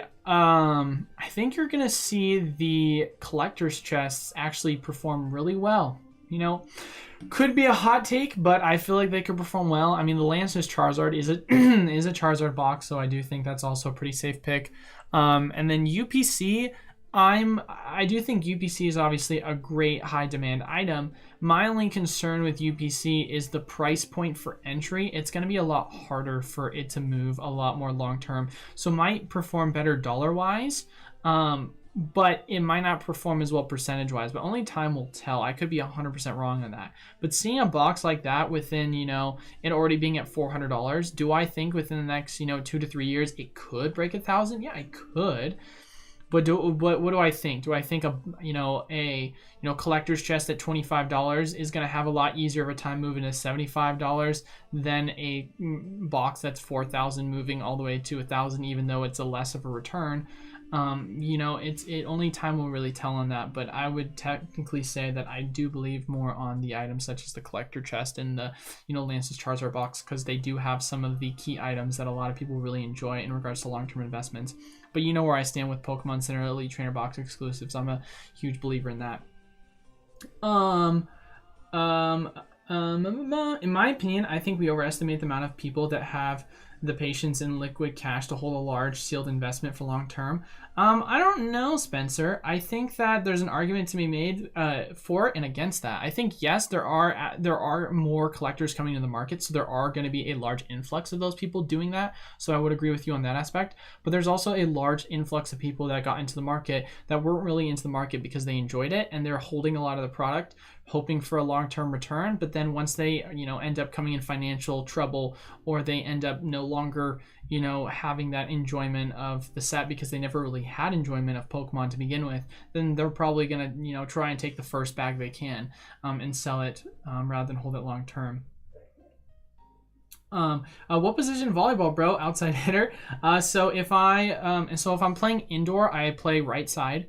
Because I would say my strongest point if we're talking indoor sixes, I compete in a fours tournament, but if I am playing sixes, because I did compete in a sixes tournament last month, if I'm on the right side, both sides, or both ways. So for those people that watch Haikyuu, yes, I do play. I technically do play the position that Hinata plays. I'm a really good passer. I have really solid defense, so those are kind of my biggest strengths. I've got a good offense, but I'm not an outside when it comes to offense. I'm not that kind of guy. Like, I'm reliable as a hitter, don't get me wrong. Like, you can definitely set me the ball and I can make shots and stuff. But one of my buddies I play with, volleyball, he's 6'6" and just hits over everyone and everything. So he's a lot more reliable for that reason. But when it comes to more technical defense and passing and stuff, I mean, I definitely have him beat on that. But that's the fun part about having a sixes team, is each and every person has their own strengths. You know what I mean? So it's like I wouldn't be setting on the team because I'm not the best setter on the team by any means, you know? So we each have our own points. But yeah, typically I'm on the right side. But I love right side. I get the opportunity to hit the ball here and there, and then I also get to play a lot more defense, which I absolutely love. So I'm very much defensive minded. So and I'm a huge sand player too, so I get a lot of all aroundness in regards to my abilities for volleyball. So because of sand. So shout out to sand players. I bet he plays quarterback. Yeah, right, Goga. Hey, I did play football and I did play offensive. I played D lineman. I played edge rusher. So, or DN for those people that don't know what I'm talking about. But I bought 2 cases of the collector's chest. Thought they'd be easy to sell in the future because kids will like them. Yeah, no, I definitely don't think it's a bad pickup. Northwood just said he heard Celebrations ETB will get a reprint in May. We shall see. Yeah, I heard someone else saying something about that, so I will be interesting to see. But if something's going to get a reprint, ETBs are probably going to be the first ones to get reprinted. Getting a PSA 10 level X for $100 is just luck. Dude, it was a steal. Shout out to Raheem for that. Glad you're streaming. I need to get my mind off life right now. Hey, CJ, I appreciate you stopping by, and I'm really glad that you're tuning in. And I really do hope that I can be a distraction for those people that are listening. I love to try and be positive in this kind of environment. And I know that, you know, of course, Pokemon is one of those places that people can come to and be able to have that fun conversation and really be able to take their mind off of life, like you said. So appreciate you stopping by. And as always, brother, if you got any questions that you want to talk to me about, whether it be Pokemon or un-Pokemon related, I'm here for you, brother. So hopefully all is well and I can make your day. At Spencer, agreed. I can't leave my stuff in sight, otherwise I want to open them. That's so funny, dude. You pick and choose your battles. Do you think Vivid Voltage will perform closer to Evolving Skies or Chilling Reigns long term? It really depends, man. I would say that as far as it goes right now, Vivid Voltage is going to come out of rotation before Evolving Skies. However, Evolving Skies has yet to get any more reprints. So if you were to say, hypothetically speaking, right now compare Vivid to Evolving, I would say Evolving. But if Evolving gets another reprint, then I wouldn't be surprised if you saw Vivid outpace Evolving, just based on the fact of the matter that it's going out of rotation a year earlier and it's not in the, you know, potential scopes of having 1 or 2 more reprints before it goes out of rotation in 2023 August before Worlds. So David, you're the man. Thank you so much for all you do. Hey, thank you, David. I wouldn't be able to do without you guys. So seriously, shout out to you, if anything. I think people will manipulate the market until UPC is 1K, just how it is. Hey, it's definitely possible, Kevin. Who knows? Who knows? Chase cards. Are we that delayed or take that long to go through messages? Chase, sometimes I take a little too long to respond to questions, but I want to be very thorough with when I answer a lot of your guys' questions, especially if it's a really, you know, detailed question, because I don't want to half-ass it. So I take a little bit of time to go through everything. So you're not that delayed. That's just my fault for, you know, trying to get in and answer everything as you know, in-depth as possible. Do you think Fusion Strike will do well long term, even with it not being that popular now? Yep, Zachary, 100% agree. I talked about that. If you look at my last video when I said top 5 things to consider before investing, one of the things I talked about was if you look at popular characters, even if the set in of itself historically did not perform well, long term it performed well because it did have the characters that people enjoyed. And I think that's one of those sets that's just a victim of its time, because it was around, you know, the time Evolving Skies just came out, Celebrations just came out. People spent all their money on Evolving Skies Celebrations, got kind of fatigue opening product because it was a month, you know, kind of span between each and every one of those 3 sets. Then you have Brilliant Star coming out, people saving up money for Brilliant and just kind of passing on Fusion. So I do think over time it will kind of get its recognition because of the cards within the set, on top of the fact of the matter that Fusion Strike as well was once again a victim of its time. Order Fusion Strike ETBs from Card Shop Live, $27, a good deal. I'm buying them from my distributor for $26. Hit us. You got it $1 above wholesale. So shout out to you, brother. What's up, Luigi? New chatter here. Awesome, brother. Been sub for the last 2 months. Shout out to you. Didn't even talk because I mainly listen on the drive home from work, but I want to say appreciate your content. Hey, I appreciate you too. I always love hearing when you guys are coming out of the woodworks when you're looking or when you're lurking. So shout out to you for saying your not saying your 2 cents, but shout out to you for stopping by and commenting in the chat. I really do appreciate you for that. It's chat. Don't know why I'm stuttering all of a sudden. Craig Andrus started buying new product in 2019. I have never opened any product, like 0 ever. I've spent over 30K now and plan to give it all to my son in 15 years. Dang, dude. Hey, Craig, shout out to you, man. Sounds like dad of the year over there. Thanks. Honestly, wasn't sure. Yeah, no, of course, Jace. I'm the delayed one, if anything. I'm about to get caught up. William, what do you guys mean by guaranteed hits? Booster boxes are sure to have hits. So yes, they are actually, William. When you open, if I were to go buy 36 loose packs versus 36 packs from a booster box, you're actually going to have a higher odds of pulling better cards. Now, that's not to say that you can't outperform certain things. Specifically speaking, there is a possibility that those 36 loose packs could technically perform better than the booster box, but you do have those guarantees in the booster box. So the floor is a lot better if you were to buy a booster box. So that's why, once again, for the break, I made sure that I did buy a full-on booster box because I felt as if I could get you guys a good price for the packs per card. Or not to mention the loose packs themselves were more expensive than if I were to kind of just buy the booster box itself. So got it at a pretty decent price. Obviously, like I said, I'm making it affordable for you guys to enter. But yeah, Unified Minds break packs. These are from a booster box, and we'll be doing that kind of break live on this upcoming Sunday, 12 p.m. Pacific Standard Time, if you are interested in just tuning in or buying some packs. So, but I got a case of Brilliant Star. Dude, that's a great price. $100 a box. Can't argue with that, bro. That's a great price. I tend to buy a booster box a month. Have a suggestion for what to buy for April? Thanks. Ooh, that is a hard one, Andrew, because reprints are always going to change my mind. But if we're talking about you always buy a booster box a month. Ooh, is there one that you have? Okay, booster box, or can it be any sealed product? Because that's one thing to consider too, my guy. Because if we're talking booster boxes,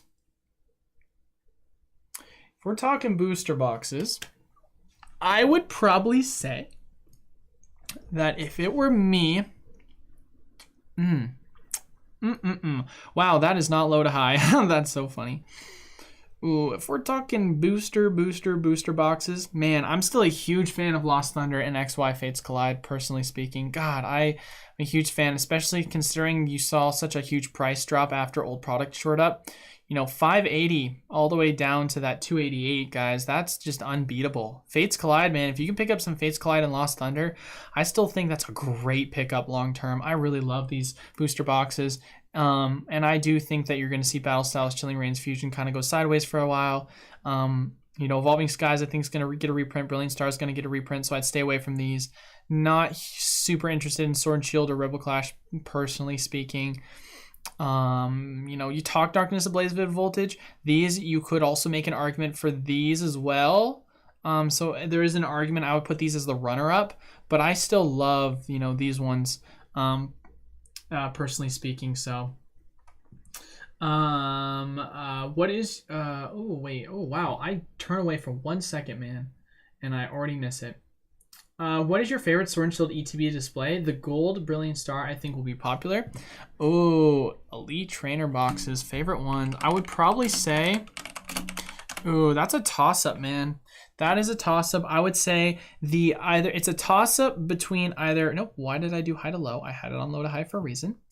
I would say, personally speaking, from the Sword and Shield era, it is a toss-up between the standard Brilliant Star ETB, and it is that, and then the Fusion Strike Pokemon Center exclusive. I would say those are my two favorites.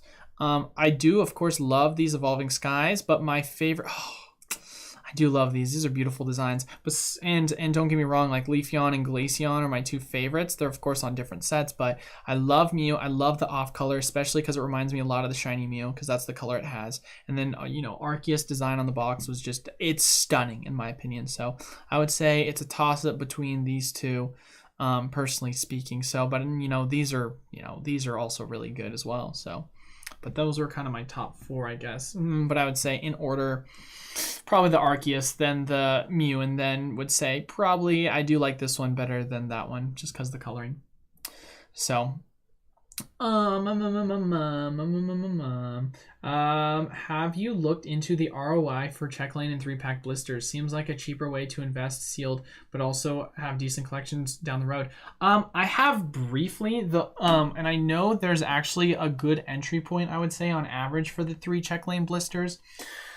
The only thing I would say is they've definitely lost a lot of their value over time, mainly just because, from an investment perspective, of course, mainly because when you had packs that were weighable and now the packs are not weighable, but they don't have the same level of premium to have it be known as an unweighted product. So that's my only thing I would say with that.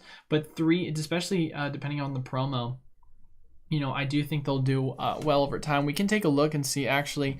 Let's take a look at a set such as Battle Style. Do we want to look at Battle Style? We'll look at Chilling Reign first. We'll look at Chilling Reign and see if we can see how well they've performed. MSRP for them, of course, is $12, I want to say.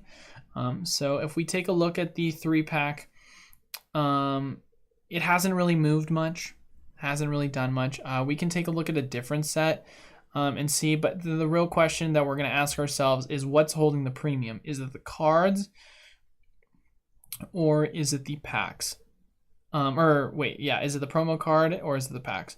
Let's take one. Let's do like an Ancient Origins one. Let's see if we got a 3-pack blister example of that one. Is there a good 3-pack blister? They have the pins on them. I mean, we'll look at this one. The market price is $77, but it says it's out of stock. I don't know if that's a good one to kind of go off of. Maybe let's look at Sun and Moon era. Let's see if we can get one for, let's do Celestial Storm. Let's see if we can do one for Celestial. All right, so here's one. So Celestial Storm, the packs on the individual loose packs are going for around $15. Yeah, I mean, technically speaking, you're actually buying them. I mean, you can get it for, but that's with shipping involved. Yeah, there's not much data on it. So that's a great thing to kind of look into, Spencer. I'll have to do a video on those later down the line. I actually might do a video. Thanks for pointing that out, Spencer. So I'll definitely do a video on it in the future because that could be something that could be a good investment. We just don't have a ton of history on it so far. But Andrew, I have an ES booster box sealed right now. It doesn't have to be a booster box, but something around 120 to 200 that I can open with my girlfriend. Oh, so it's more of an opening thing. Oh, well, in that case then, brother, if you're talking about booster boxes for around 120 to 200, let's take a look at that. Good price points. Booster box. So if we go back to booster box and we're going to once again go low to high, and that's your kind of price point. Oh, this is beating 200. Honestly, my guy, honestly, I'm just saying the build and bate. Actually, I'm not even going to do that. I'm just going to do Lost Thunder. So here's something I want to point out. Obviously, if you can't afford the booster box, that's one thing. But when we're talking about Lost Thunder, if you're saying to yourself $339, right? $339 is how much it costs for, 339 divided by 36. That's going to cost you, that's about, $9.04 a pack, right? Lost Thunder pre-release kits each include 4 packs. So if you're saying to yourself for $300, $330, right? Which is 11 of these, and you do 11 times 4, you're getting more value off of the actual Lost Thunder pre-release kits than you are the actual booster box itself. Sure, the booster box has the guaranteed pulls, but if you're actually talking about being able to open older packs for cheaper, just once again, 4 Pokemon TCG Lost Thunder booster packs are included. You can get these for $32, and it's basically like buying 3 and getting a 4th one free. So because once again, the pack value for the individual cards, the value of the pack, is $10. So you're getting an absolute steal of a deal if you're trying to open up some older product. So if you're telling me anything at all, I would say actually Lost Thunder pre-release kits, and it's a great set. You can pull the Lugia, you can pull a Suicune, a Mimikyu, Tyranitar. It's got really good full art trainers as well. I think that honestly speaking, if you're saying that that's your kind of budget, you could literally spend, if let's say 200 on the high end, you could say 200. You could say 200 divided by 32. You're buying about 6.25 of these, so we'll just say 6 of these to be safe, and then say and change. You're getting 24 of these packs for that 200, which is 2/3 of a booster box of an older set. So you can get a good deal on that, my guy. So, but that's just what I would personally do if I'm trying to open some older product. But if I'm going cheaper product, I mean, if you can get a Brilliant Star for 120, that's a fun one to open. Derek, my boy, thanks again for the live shout out yesterday, bro. Shout out to you as always, Derek. You're the homie. You've always been super chill, and I've loved talking Peaky Blinders with you. So I really appreciate you once again, as always, donating to me. I really can't thank you enough so much for the support of the channel.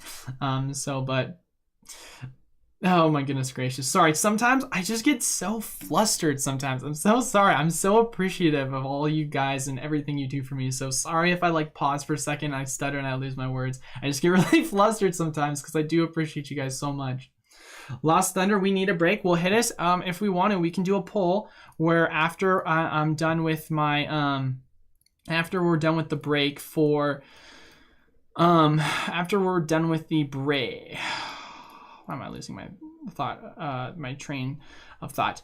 After we're done with the break for the Unified Minds, this upcoming Sunday, then we can take another poll and see what people think. And if that's one of them, I would 100% down to be doing one for Lost Thunder. But I put up Lost Thunder and it did lose to Unified. But if we switch out Unified Minds with another one, it could potentially win. Fates Collide made me cry. I bought my box for 400 before stock. Guess you just never know. You never know, dude. That was a wild one. When I heard about that news, it was insane. And then it dropped so much. Phantom Force has beautiful artwork on all the cards, but it's expensive. Yeah, booster box is expensive. Definitely going and buying individual cards is going to be a lot more affordable for you on that one. Thanks for the response. Yeah, of course, Andrew. No problem, brother. 2 Shiny Shield base with the Pokeball wrap. Ooh, Kevin. D21 Pokeballs. That's a good... If that's the one that you're talking about. Pokeballs. Oh, the D21 Pokeballs do have Cosmic Eclipse. You can find some of those. That's not a bad pickup, bro. That's not a bad pickup as well. I have bought 35 Brilliant Star ETBs in the past few weeks, trying to get 50. Like I said, just holding for 15 to give to my son. Another good long-term hold it. Love to hear it. Hey, don't forget to pick up some of those Pokemon Center exclusives, bro. I think those will perform really well too. See Champion's Path as being the most popular ETB design. Ooh, that's a good point, Zachary. It is probably, it's not my favorite, but I definitely agree it's probably going to be the most popular. What's up, Pokemart? How are we doing, brother? Hopefully all is well. That's a good point. Didn't think about the premium about not being able to weigh from the past. Yeah, dude, it makes a huge difference. Shout out once again to Derek. I saw that and I was legit laughing, and they asked me a question and they were like, did you hear the question, Eli? And I didn't respond because I was reading your OnlyFans joke. You did. You 100% did. They're like, Eli, like, do you have a response to that? And I was like, sorry, give me a sec, guys. Because I saw your joke about Northwoods doing OnlyFans because he had plumber's crack. That's so funny, dude. That was such a good joke. Bro, that was solid, dude. I was genuinely laughing on that one. I would say all 3 EV boxes. Hey, man, that's a fun one. Well, the only thing I would say with the EV boxes are more fun to collect than open, in my opinion. Just because the packs, you're going to be able to get those Evolving Skies packs cheaper elsewhere. Are you surprised Pokemon Center Brilliant Star ETBs are still for sale? I think they're now printing more stock than before. Well, you know, it's very speculative. We don't know 100%. But as far as it goes, personally speaking, I'm not surprised one bit, because in all honesty, I think that the reason why they're up for so much longer is just because demand's gone down in the market. Like, the demand for the Pokemon Center exclusive ETBs was extremely high. And so as far as we know, I don't think that the demand's anywhere near as high as it was over, 2021. And so people really got burned out of that like explosion at the end of the year with Evolving Skies and Brilliance, and not Brilliant Star, sorry, Evolving Skies and Celebration. So it doesn't really surprise me in the slightest. And I just take it as an opportunity to go in and purchase it because I do think it'll perform really strong long term. So I'd be willing to go over because it's my birthday. Hey, birthday month. When's your birthday, my guy? Shout out to you. Happy birthday, early, late? I don't know. What's up, Hung? Hi, Eli and PokeFam. Just got off of a work meeting. Hey, shout out to you, brother. Thanks for stopping by. Zachary, do you think Champion's Path will get a reprint because it's still a standard set, or does the Pokemon Company have bigger things to do? Good question, Zachary. I talked about this earlier because someone was asking me if it's a good time to get in Champion's Path right now. I think, personally speaking, it is possible it could get a reprint. It still is in that kind of, time frame right before it goes out of rotation that it could get that reprint. Of course, there is no guarantee. The Pokemon Company is more focused on trying to reprint sets that are competitively viable. However, Shining Fates is kind of competitively viable, but in a more sense, not really. It's more of a collectible set. So it's highly, highly possible that it could happen. But of course, there's no guarantee 100%. So personally, if you're trying to get in Champion's Path, I would wait till after the rotation in August, once Worlds has officially passed. And if we do get a reprint, great. You just had an amazing opportunity. If not, then I would just get in after then if you're trying to pick up some for your collection. Yeah, of course. As always, Andrew.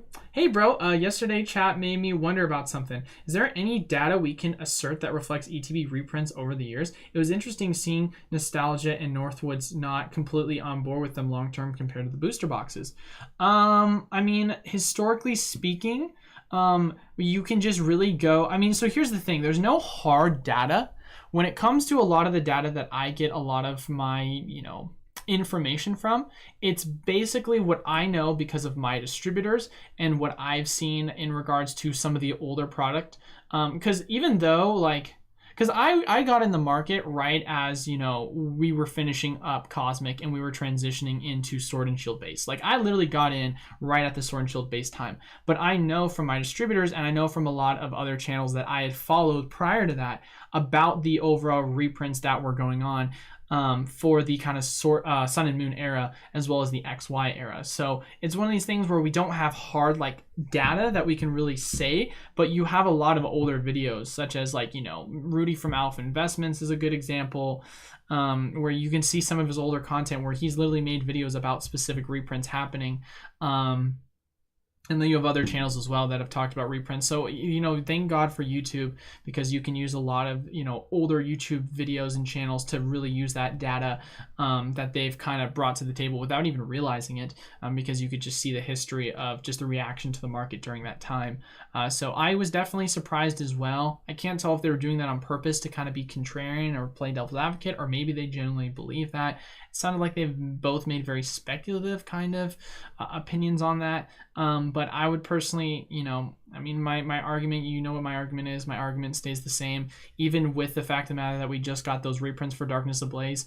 With Brilliant Star, we've only had one wave of ETBs, and even if they got another wave, you're gonna still, have more reprints, of booster boxes than ETBs, and we've yet to see the Pokemon Company change that format. Sure, you're saying there's more ETBs now, but there's more booster boxes now, so I'm still not concerned about it. And the collectability of the Elite Trainer boxes is still far superior to booster boxes, and they're a lot prettier to display. So, I stand by my statement, and I don't see any sort of evidence that's even proven against it so far. I think they're just trying to make speculative arguments to something that could potentially happen in the future. But as far as it goes right now, I'm looking at the data that we're seeing right now, and the data shows that booster boxes still do not perform anywhere near as good as Elite Trainer boxes. Darkness Ablaze was a great example of that. You saw Darkness Ablaze and the ETB both get reprints.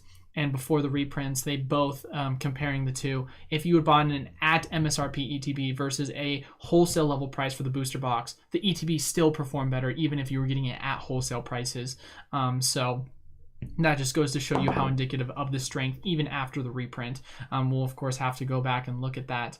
But I wouldn't be surprised if it still stayed with the same argument going long term. Oopsie. Pokeball tins always come with mashed potato packs, 100%. Riffle, that's funny, dude. You're not wrong about that. The ROI over the years of ETB is evident, 100%. April is my B-Day. Happy B-Day to anyone who is a birthday coming up or just passed. Yeah, happy birthday to all them April babies, all the March babies that just had their birthdays. But I am interested in seeing how many ETB reprints, if any, actually happened and how many. Yeah, no, I can really just give you the main points of data for Sword and Shield. That's where I would say my really main data points, other than the evidential videos that we have, historically speaking. How long would you expect prices to run sideways for ultra modern booster boxes? Fusion Strike, Brilliant Star, CR. I want to allocate more money towards older sets booster boxes. That's a great question, Hash. It really just comes down to the demand in the market for those specific items. I would say as it stands right now, I could see them going sideways for... wow, because they're still in competitive format. I could honestly... And this might be a bold statement to say, I could see them going sideways until, in the next year. Honestly, because there's still possibilities that they could get reprinted if they were to gain value. Because guess what? They're still in competitive formats for for card ease. Because for those people that don't know, when you look at the Pokemon Company, a lot of the reprints are based off of the competitive standard format. And starting with Battle Styles, it is a set that is part of Wave E, and the set that is about to go out of rotation for the upcoming world is set D. And so it's going to be in rotation for at least another year to year and a half. So you're talking about it potentially getting reprinted. So I don't think it's a shock to say, it could go sideways. But to be completely honest with you, I think it's worth the wait if you're able to find other opportunities in the market, because I don't see them going anywhere. And even if they go somewhere, I mean, what, you're gonna say you're buying them below or wholesale right now? Oh no, they go to at wholesale. Like, you're still gonna be able to get a great opportunity. So I would say you can be patient with that and pick up some older product for sure that have good deals, like Lost Thunder and Fates Collide and other ones that you enjoy. I was surprised as well, Derek. We need like a wholly viable archive for Pokemon sealed. Yeah, man, it would be cool to have some real hard analytical data in regards to sealed reprints, but you know, they haven't been transparent about that. Pokemon Center ETBs would be much better if they added promo cards. Oh, bro, if they added promo cards, John, they would absolutely slaughter. They would, oh my goodness gracious. Could you imagine, guys? I had to rewatch the Crag because I missed it the first time. That's so funny, Pika. I'm sure Pokedata will get there, but it'll take some time. Yeah, no, first off, I've talked to the people at Pokedata before. I talked to one of the guys who runs it, and first and foremost, really great guy, super passionate about what they're kind of trying to achieve. I think their biggest thing right now is they're trying to understand marketing themselves, and I think as they collect data over time, I think that Pokedata could be an amazing source of information, especially considering they are standing alone in regards to, and I could be wrong about this, but to my knowledge, they're standing alone in regards to keeping data on sealed product outside of just raw cards, PSA cards. So their actual UI for their website, as well as the features they offer, even though it's only within a year to year and a half time frame, they hands down have probably one of the best sites in regards to keeping track of data within the past year. The only thing, of course, that beats them is PokeMarket on time, because PokeMarket's been, they take a lot of the data basically from PSA, and they have access as well to, files that they've had for around a lot longer. But personally speaking, I definitely see a bright future for Pokedata.io as a good source of information for ETB kind of waves and value and stuff. So ETBs are basically new in Pokemon terms, technically speaking. Yeah. Also, can't wait for the live break Sunday. I bought 3 packs here Sunday. Yeah, I saw you did. Shout out to you again as always, Derek. I'm super excited as well. So like I said, regardless of whether I saw all the packs or not, I'm still going to open them all, and I'm going to enjoy doing it. So just here to make some content, and then, of course, enjoy trying to offer cheaper, affordable product for you guys to purchase and just have a fun time and chill and chat. So I always enjoy these live streams with you guys. But all right, so we're going to be in the last 5 minutes now. If I'm being completely honest, I am cutting it off a little bit early, but I have to go to the bathroom really bad. And I won't tell you any more details other than that. So I'm going to cut it a little bit early, and then we're going to leave it down to the last 5 minutes. As always, before everyone starts kind of filtering out, you can, of course, ask your questions, put them in now before we kind of end that, do a final 5-minute wrap up for anyone that wants to ask any questions. And then once again, this upcoming Sunday, we are going to be doing a live break of Unified Minds booster box. As you can see, they're on the site, $8.99. This is the last time I'll be shilling saying it for it, but we still have a couple packs available. So if that's something you're interested in partaking in, whether you just want us to tune in or buy in, then yeah, this is what we're kind of trying to do and sell them for. So, and then after that, each and every Sunday to follow, we're just going to come up with some older product that we're going to try and offer at a cheaper price for you guys to be able to opt into. And we make the shipping super affordable too. I think if you buy 1 pack, it's literally $1 for shipping. So, but yeah, no. So, last couple of questions though. What's the lowest that everyone has seen Brilliant Star ETBs? Lowest I've seen is 35. Not sure to buy it or wait. I mean, Pika, it's a very popular set. $35 in my personal opinion. If it goes any lower, you use dollar cost average. 35 is a great price. Have you started a new show yet? Bulwark Empire is a pretty good show. Mirrors the no, I have not started a new show. I know you had mentioned that, but I've actually been pretty busy with work and volleyball recently, so I haven't really had the opportunity to start shows. I spent all day yesterday just working because I pre-recorded the video earlier that morning, and then I was listing a lot of product and messing around with TCG Player because I found out mass pricing. Oh my goodness, it's amazing and awesome. So shout out to them for having those great features. And then after that as well, I got obviously the Impromptu offer to go on the live stream. So spent most of the night doing that.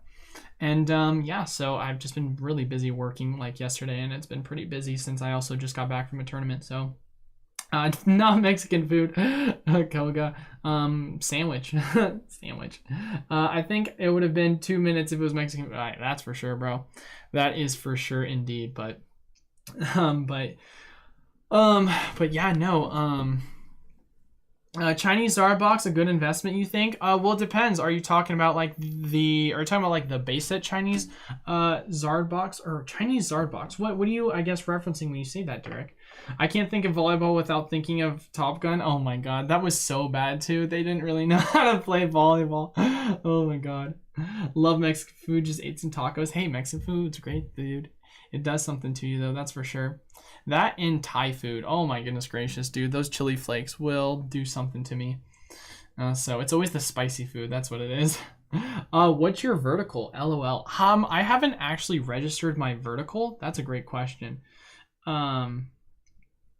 My vertical, oh God, so I'm a little bit under 6'2", and I can pull down on the basketball hoop. I don't know what that registers my vertical. I'll have to do a measurement for it, but I would say I can jump high, but I'm not like, oh my God, this guy's crazy, he can jump super high. But I can jump high. Like if you take the average of people for my height, I can jump higher than, generally speaking, most people.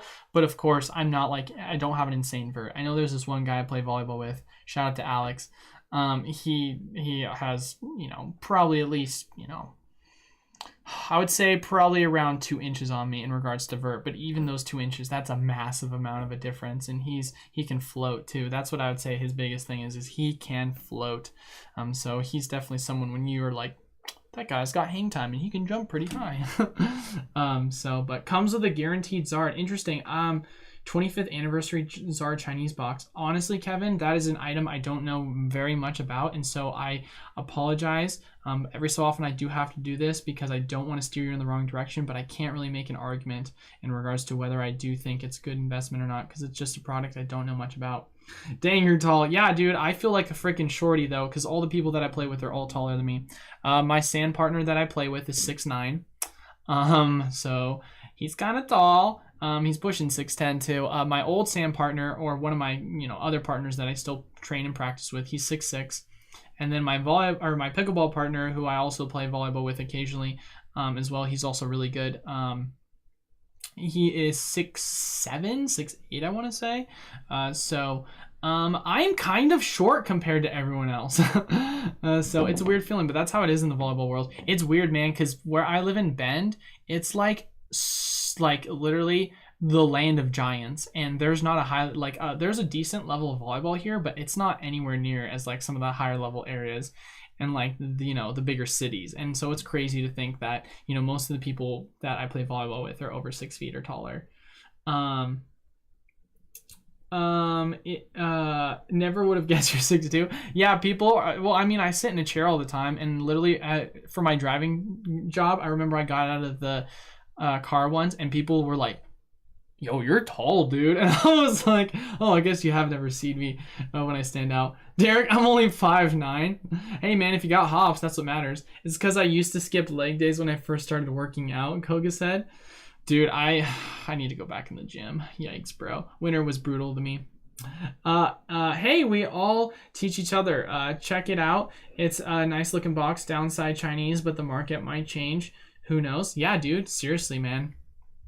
I mean, if there's an opportunity to be made, there's an opportunity to be made. You sure they're not NBA players? Nope, they're volleyball players, baby, and I'm stoked that some of them are my volleyball partners, so. Spencer, I love volleyball. I'm 5'6". Dude, volleyball is great, man. And you can play at any height. That's the thing. People always have that misrepresentation that you can't play at any height. But, I mean, specifically indoor, you can be short and play libero. And I know a lot. I mean, obviously, it's not like everyone's dreams to go play competitive. But I know of this one guy who's like 5'5", 5'6", who freaking bangs a ball. He floats. And on top of that, he plays libero and then can play really good on the net, too, if you need him. But, yeah, dude. It's obviously you're at a disadvantage, but you're gonna be faster, and if you can play good defense too, you got that edge on you. But anyway, as far as it goes, that's my 5 minutes. I just want to say thank you guys all once again so much for watching. I can't thank you guys enough so much for the support. Kind of last shill, Unified Minds break. This is gonna be Sunday, 12 p.m. Pacific Standard Time. This upcoming Sunday. So check it out on our site, PokemonUSA.com, if you're interested. But as always, if you want to enter into our weekly giveaways, just leave a comment down below, as well as like the video and be subscribed to the YouTube channel. We post videos each and every week, Monday, Wednesday, Friday, and then we do our live streams anywhere between 12 to 1 on Tuesdays and Thursdays. But once again, thank you guys all so much for stopping by. I wouldn't be able to do it without you guys, and thank you to those who supported the stream last night when I was on Jake with Pokenomics. But